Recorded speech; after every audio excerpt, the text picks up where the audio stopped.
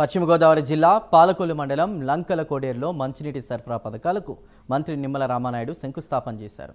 ఒక పక్క అప్పులు తీర్చుతూనే మరోపక్క అభివృద్ధి చేయడానికి సీఎం చంద్రబాబు ఉప ముఖ్యమంత్రి పవన్ కళ్యాణ్ కృషి చేస్తున్నారని మంత్రి తెలిపారు. కేంద్రం రాష్ట్రానికి కేటాయించిన జలజీవన్ నిధులకు గత ప్రభుత్వం వాటా చెల్లించకపోవడంతో తాగునీటి పథకాలు మూలన పడ్డాయని ఆరోపించారు. అన్ని గ్రామాలకు సురక్షితమైన మంచినీటిని అందించడమే లక్ష్యంగా పనిచేస్తున్నామని మంత్రి తెలిపారు.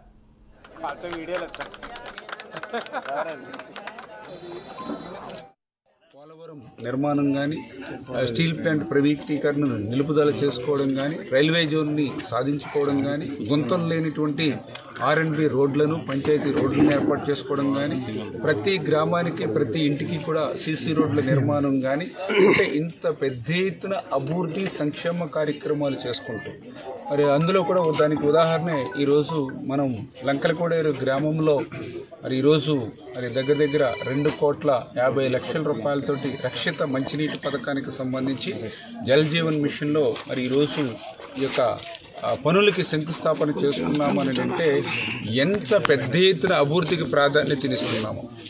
గత 5 సంవత్సరాల వైసీపీ పాలనలో జలజీవన్ మిషన్కి సంబంధించినటువంటి పనులకి రాష్ట్ర ప్రభుత్వంగా తన వాటా కూడా కట్టనటువంటి స్థితిలో మరి ఆ నిధులన్నీ కూడా నిర్వీర్యం అయిపోయినటువంటి పరిస్థితి.